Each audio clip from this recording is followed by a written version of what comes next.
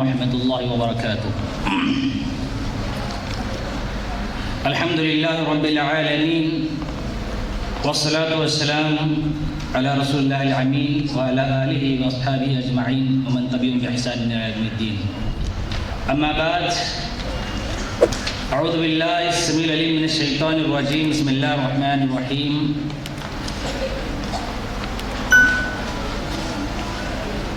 قل إن كنتم تحبون الله فاتبعوني يحببكم الله۔ وقال تعالى في موضع آخر يا أيها الذين آمنوا آمنوا بالله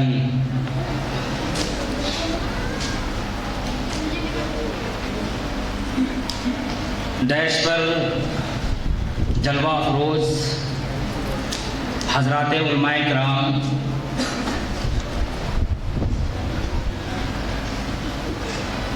سامعین مرد و خواتین، پیارے بچوں،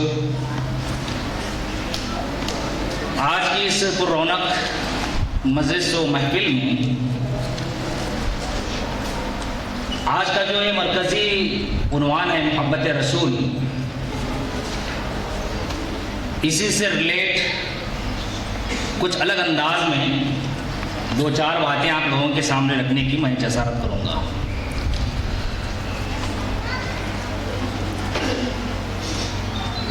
ایسے تو محبت رسول کی بہت ساری محفلیں، مجلسیں منعقد ہوتی ہیں،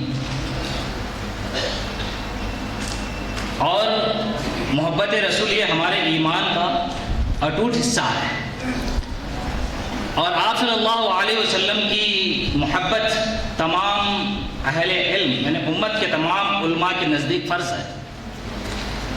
رسول اللہ صلی اللہ علیہ وسلم کی محبت یہ ایمان کا لازمی جز ہے۔ جس بندے کے دل میں رسول اللہ صلی اللہ علیہ وسلم کی محبت جس قدر کم ہوگی، اس کا ایمان اتنا ہی ناقص ہوگا، اور جس کے دل میں رسول اللہ صلی اللہ علیہ وسلم کی محبت جس قدر زیادہ ہوگی، اس کا ایمان اتنا ہی مضبوط اور قوی ہوگا۔ اور یہ بھی حقیقت ہے کہ جس کو جتنی محبت ہوتی ہے وہ اس کے لیے اتنی قربانیاں دیا کرتا ہے۔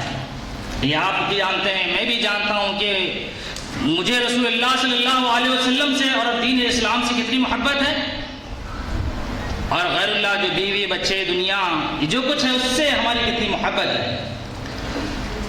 تو حضرات گرامی، یہ ہمارا مزاج ہے، ہم جو کچھ بھی کرتے ہیں کرنے کے بعد اس کا فائدہ تلاش کرتے ہیں۔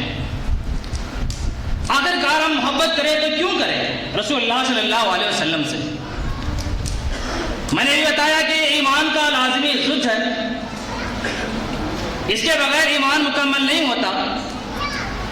ایمان کے تکمیل کا یہ ذریعہ ہے، اور اس کے علاوہ اس سے حاصل ہونے والے کچھ فائدے ہیں۔ نمبر ایک یہ کہ ایمان کی لذت و مٹھاس اس سے حاصل ہوتی ہے رسول اللہ صلی اللہ علیہ وسلم کی محبت سے، اور یہ رسول اللہ صلی اللہ علیہ وسلم کی محبت ایمان کی تکمیل کا بہترین ذریعہ ہے، یہ جنت کے حصول کا ذریعہ ہے۔ نمبر 3 نمبر 4 یہ ہے کہ جنت میں آقا علیہ الصلوۃ والسلام کی رفاقت کا باعث ثابت ہوگی۔ اب وہ دلائل ہیں، بہت سارے وقت نہیں ہے، بہت کم وقت دیا گیا ہے، صرف میں اشارے کر رہا ہوں۔ آخری اور پانچویں بات یہ ہے کہ دنیا میں عزت و سرخروئی و سربلندی رسول اللہ صلی اللہ علیہ وسلم سے محبت کے عوض میں حاصل ہوتی ہے۔ تو معزز دوستو، آج اس پرفتن دور میں، پرآشوب دور میں، مجھ جیسے اور آپ جیسے کمزور ایمان والے متا نصر اللہ، اللہ کی مدد کب آئے گی، آسمان کی طرف للچائی ہوئی نظروں سے دیکھ رہے ہیں کہ اللہ کی مدد کب آئے گی، ابابل کب آئیں گے۔ قرآن مجید ایسے لوگوں کو یہ جواب دیتا ہے، کہتا ہے کہ مسلمانوں کے لیے نصرت الہی کا جو دار و مدار ہے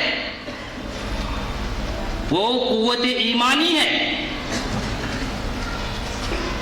اللہ تعالیٰ نے ارشاد فرمایا وَأَنْتُمُ الْأَعْلَوْنَ إِن كُنتُم مُؤْمِنِينَ، یا اللہ تعالیٰ نے اہل ایمان کی نصرت کے لیے شرط رکھی کہ تمہارے پاس ایمان حقیقی ہے تو پھر آج بھی ابابل آ سکتے ہیں، بدر کا سما آج بھی ہم دیکھ سکتے ہیں، لیکن اگر ایمان نہیں ہے تو کہا کہ صرف نظریں اٹھا اٹھا کر دیکھتے رہیں گے، لیکن کبھی آسمان سے نصرت الہی میرے آپ کے شامل حال نہیں ہوگی۔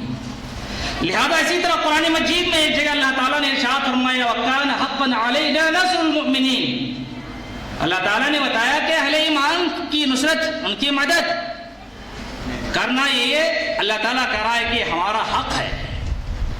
اور ایک جگہ اللہ تعالیٰ نے ارشاد فرمایا کہ وَمَا كَانَ اللَّهُ لِيَذَرَ الْمُؤْمِنِينَ عَلَىٰ مَا أَنْتُمْ عَلَيْهِ، یعنی اللہ تبارک و تعالیٰ کبھی اہل ایمان کے ساتھ یہ روش اختیار نہیں کرتا کہ زمانے کے رحم و کرم پہ لوگوں کو، اہل ایمان کو چھوڑ دیا جائے، بے یار و مددگار چھوڑ دیا جائے، ایسا کبھی نہیں ہو سکتا۔ ہاں اگر ایمان ہے تو اللہ تعالیٰ کی مدد آئے گی، اگر ایمان نہیں ہے، بس نام کے مسلمان ہیں، زبانی طور پر ہم کلمے کا اظہار و اقرار کر رہے ہیں، تو پھر آج بھی مدد نہیں آئے گی۔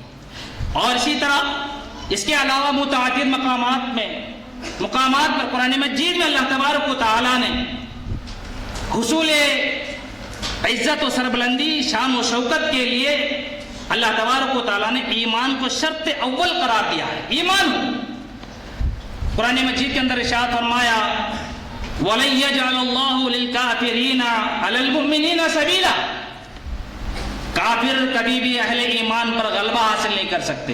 آپ بولیں گے مولانا یہ کیسی بے تکی باتیں آپ کر رہے ہیں؟ بے تکی نہیں بلکہ دلائل سے میں بات کر رہا ہوں۔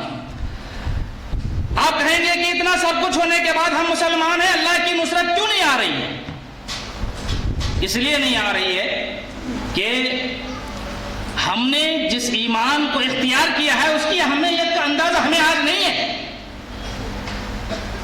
دشمنان ایمان کو اس پاور ہاؤس، یہ ہمارا جو ایمان، جو ہمارے ایمان جو ہے نا سرکشا جو کوچ ہے، اس کی اندازہ، اس کی قوت کا اندازہ دشمنان اسلام کو، یہودیوں کو، نصارہ کو، مشرکین کو، کفار کو ہے۔ اور اسی لیے وہ مسلمانوں کی قوت و طاقت اور ترقی و کامیابی، سرخروئی و سربلندی کا سرچشمہ جو ایمان ہے وہ اس کو جان چکے ہیں۔ اسی لیے آئے دن نت نئے منظم انداز میں مسلمانوں کے خلاف سازشوں کے انہوں نے محاذ کھول لیے۔ لہذا اب یہ ان دو محاذوں، بہت سارے محاذ ہیں، اس میں سے پہلا ایمان باللہ اور دوسرا رسالت محمدی صلی اللہ علیہ وسلم، جو آج عنوان ہے محبت رسول۔ اہل ایمان مسلمانوں کے بوڑھے، جوان، عورتیں، بچے، سب کے دلوں سے رسول اللہ کی محبت کو کھریج کر وہ دشمن نکالنا چاہتا ہے۔ اب چلیے اس کے لیے میں آپ کو بتاتا ہوں کہ دوستو دنیا میں دو طرح کی جنگیں ہوتی ہیں، اور جو آج جنگیں چل رہی ہیں، فلسطین بارود کا ڈھیر بن چکا ہے، دنیا کے 56 سے زائد ممالک تماشا بین بنے بیٹھے ہوئے ہیں، لیکن مجھے ایسا لگتا ہے کہ صرف ایمان، کہیں حقیقی ایمان باقی ہے تو سرزمین فلسطین میں ہے، اس لیے کہ رسول اللہ صلی اللہ علیہ وسلم کی پیشن گوئی بھی ہے۔ سب ہم کیا ہے، یہ نمائشی لوگ ہیں ایمان کے۔ اور ایک بات یہ ہے کہ دیکھیے جنگیں جو چل رہی ہیں اس وقت، وہ دو طرح کی ہیں۔ ایک اسلحہ و ہتھیار کے ذریعے سے زمینی جنگیں لڑی جاتی ہیں، اور دوسری قسم کی وہ جنگیں جو سازشوں کے ذریعے سے فکری و نظریاتی، اعتقادی و ایمانی جنگیں جو ہوتی ہیں یہ لڑی جاتی ہیں۔ اور ایک بات یہ بھی یاد رکھ لیجیے گا کہ حضرات گرامی، ہمیشہ اسلحہ کی جنگ سے پہلے فکری و اعتقادی و نظریاتی جنگ ہوتی ہے، اور جو اس جنگ میں جیت جاتا ہے وہ زمینی جنگ میں، ہتھیار کے، بم کے، بارود کے جنگ میں بھی بآسانی اس کو کامیابی حاصل ہو جاتی ہے۔ آج ہمارے اہل ایمان، اہل مسلمانوں کے ساتھ ہو رہا ہے۔ ہم اس وقت ہم پر کیا ہے، فکری و اعتقادی یلغار ہے، ہر چار جانب سے ہے، عالمی سطح پر بھی ہے، ملکی سطح پر بھی ہے۔ میں ایک فرانس کا ایک مشہور بادشاہ جس نے صلیبی جنگوں میں مسلمانوں کے ہاتھوں سے جس نے شکست کھائی، اپنے ایک طویل تجربے کے بعد وہ ایک بات کہتا ہے، اس کو میں نے آج کے ہیڈ کوٹ بھی نوٹ بھی کیا ہے، وہ آپ لوگوں کے سامنے رکھنا چاہتا ہوں۔ وہ کہتا ہے کہ صرف قوت و طاقت کے بل بوتے پر اور بھاری بھرکم ہتھیاروں کے ذریعے سے مسلمانوں پر غلبہ حاصل نہیں کیا جا سکتا، یہ ناممکن